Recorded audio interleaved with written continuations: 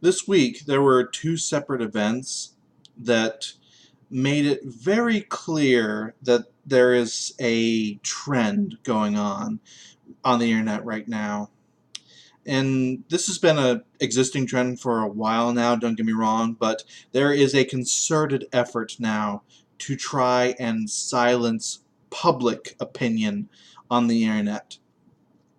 I've noticed for a while that a lot of companies, corporations, sites that started out, especially in the 90s, that had ways that people could talk or review or do anything like that, there's been an effort to try and fix that mistake. And make no doubt about it, the people that are in charge of these websites, especially if they got bought up by a big corporation, they view this as a mistake.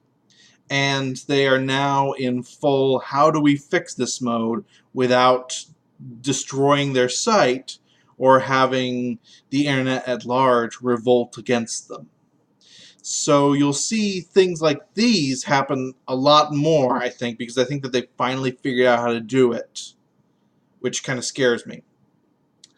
Now, the first thing, there was a notice or a news thing, whatever you want to call it, from Steam, explaining about their views in regards to the positive review bomb of Assassin's Creed Unity, in regards to all of the good press that they got from all the, well, very positive things they were doing after the Notre Dame church fire. And I'm going to have a link to it so you can read it yourself, but to summarize the article itself, waffle, waffle, waffle, we don't view this as a positive review bomb, so we don't have to say that positive review bombs exist. Waffle, waffle, waffle. There you go. I just saved you about 10 minutes. The ways that they just reach to try and avoid having this be viewed as the first big positive review bomb are kind of nutty. They even say in their article that these things happen with negative review bombs, but for some reason they're not acknowledging it with this positive one, because that would require them to have a different view of what a review bomb is, and that would make them have to do haha work and have to have a standard. And they don't want to do that. They want, the whole point of Steam right now is to try and get rid of user reviews, because the corporations that use Steam are upset with them. That's one of the reasons, unfortunately, Epic is starting to take off, because they don't have user reviews, and then user reviews will be opt-in. Corporations really like that, because then people can't say how shit their game is. And if it was just that by itself, I would consider this just another week. Same old, same old. But at the same time, Rotten Tomatoes, insert your own jokes here, has done away with their user reviews for movies and TV shows. They are changing it up so that now not only can you not say whether you want to see something or are interested in something, now in order to put on a user review, you have to have shown and prove that you bought a ticket to this movie. And the only way right now that you can do that is through the Fandango app. And by sheer coincidence, I assure you, Rotten Tomatoes is owned by Fandango. So you're saying I have to pay to review.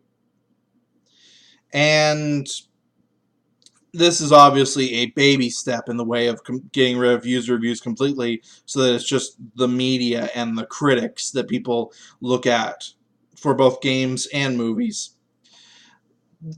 The corporations hate that users have a voice, that people listen to the average Joe more than the media, and they are now doing everything they can to try and fix this.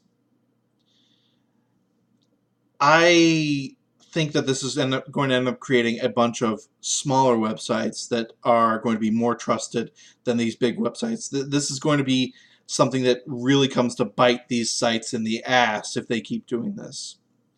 You're going to go the Tumblr route where they just keep hemorrhaging users. The next thing can come along and just easily take them over, and you're gone.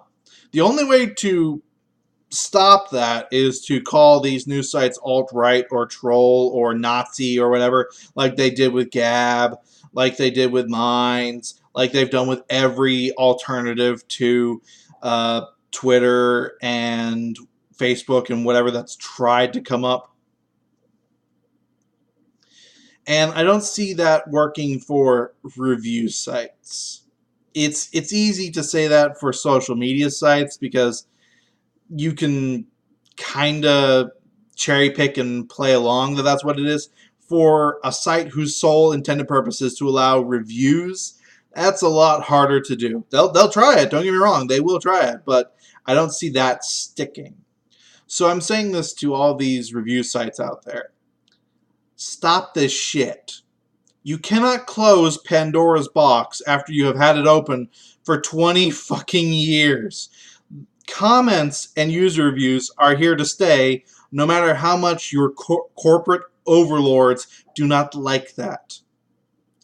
If you try to stop it, well, hello Tumblr, my old friend.